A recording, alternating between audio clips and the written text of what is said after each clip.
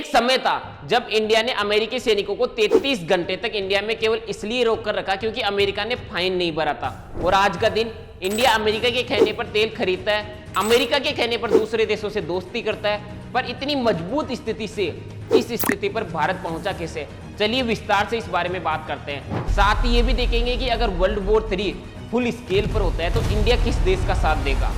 मनमोहन सिंह की सरकार के समय 18 अक्टूबर 2009 के दिन 205 अमेरिकी सैनिकों से भरा charter plane Indian air space से बिना परमिशन लिए उड़ रहा था। तो इंडिया ने नियम तोड़ने पर प्लेन को मुंबई में उतार लिया। पहले अमेरिका ने सोचा कि इंडिया क्या ही कर लेगा, और यही अमेरिकी सरकार की सबसे बड़ी भूल थी।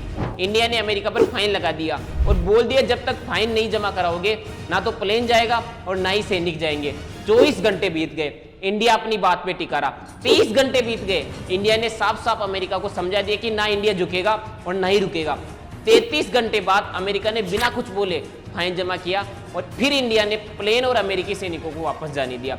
उस दिन इंडिया ने ना केवल अमेरिका की जेब से पैसा निकलवाया बल्कि पूरी दुनिया को बता दिया कि इंडिया दुनिया की किसी भी सुपर पावर के सामने कभी भी नहीं झुकने वाला है। अब हाल ही की एक और घटना सुनिए।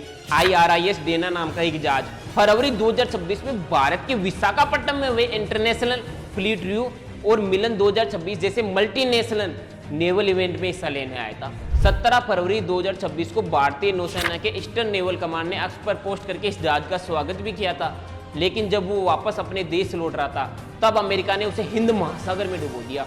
सोचिए दुनिया के देशों को जो पता चला कि 4 मार्च 2026 को सुबह सुबह हिंद महासागर में श्रीलंका के दक्षिण शहर गोल के पास एक ईरानी युद्धपोत IRIS डेना डूब गया। वजह थी एक अमेरिकी पनडुब्बी द्वारा टोर्पीडो हमला। ऐसी खबरें देशों के बीच दोस्ती नहीं बढ़ाती है। जहाज पर लगभग 130 लोग थे जिसमें से केवल 32 लोगों को ही बचा पाए। 87 लोगों की डेड बॉडी ही मिल पाई है, यानी अभी भी बहुत लोग मिसिंग है।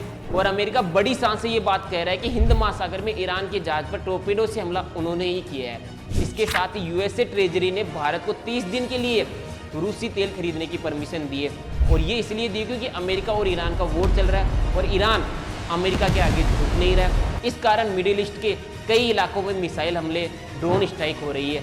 ऐसे में ईरान ने कई अमेरिकी सैन्य ठिकानोों को निशाना बनाने की कोशिश की है और कुछ में सफलता भी प्राप्त की है। पर ईरान के पास एक और एडवांटेज भी है, वो है हार्मुज स्ट्रेट। दुनिया के लगभग 20% तेल की सप्लाई इसी रास्ते से गुजरती है। अगर ये रास्ता बंद हो जाए तो इसका असर सिर्फ मिडिल ईस्ट पर नहीं बल्कि पूरी दुनिया की इकोनॉमी पर पड़ता है और ईरान ने इस पर पकड़ भी बना रखी है। और ईरान चीन के टैंकर वहां से जाने दे रहा है परंतु इंडिया के नहीं, क्योंकि आज के टाइम इंडिया को तेल खरीदने के लिए दूसरे देशों की परमिशन लगती है। ऐसे में अब इंडिया रूस से तेल खरीदेगा। जो रूस पहले इंडिया को डिस्काउंट पे तेल भेज रहा था वो अब सरचार्ज लगाकर तेल बेचेगा। और कारण केवल एक है, वो ये है कि इंडिया ने अमेरिका का आदेश मिलते ही रूस से तेल खरीदना कम कर दिया था।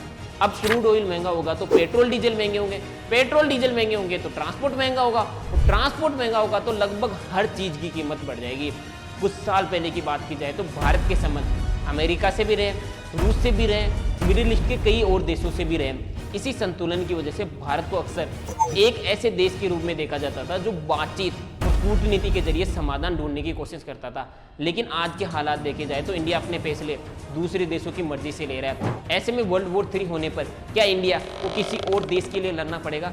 चलिए इसे भी समझ लेते हैं। वर्ल्ड वॉर 3 की स्थिति में दुनिया में 2 बड़े गुट उभर सकते हैं। एक तरफ अमेरिका के नेतृत्व वाला ब्लॉक जिसमें नाटो के कई देश Britain, France, Germany, Japan, Israel, दक्षिणी कोरिया और ऑस्ट्रेलिया जैसे पार्टनर्स हो सकते हैं, क्योंकि इनके बीच पहले से ही सुरक्षा समझौता, इंटेलिजेंस शेयरिंग और मिलिट्री कोऑपरेशन मजबूत रहा है। दूसरी तरफ रूस, चीन और ईरान का धड़ा एक्टिव हो सकता है। इनके साथ उत्तरी कोरिया जैसे देश भी खड़े हो सकते हैं, क्योंकि इन देशों का अमेरिका और उसके सहयोगियों के साथ लंबे समय से टकराव रहा है।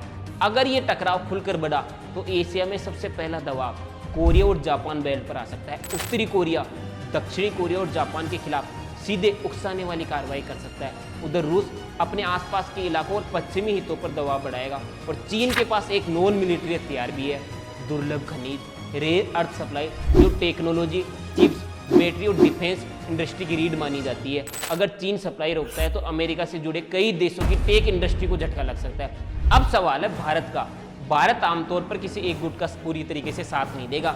लेकिन अगर हालात बहुत बिगड़े तो भारत का झुकाव चीन विरोधी दिशा में बढ़ सकता है और इसमें पाकिस्तान फैक्टर बहुत बड़ा है। चीन लंबे समय से पाकिस्तान का सपोर्ट करता रहा है। ऐसे में भारत की प्राथमिकता होगी कि अपनी सीमाओं को और मजबूत करना, समुद्री सुरक्षा बढ़ाना, अपनी सप्लाई चेन पर ज्यादा आत्मनिर्भर होना।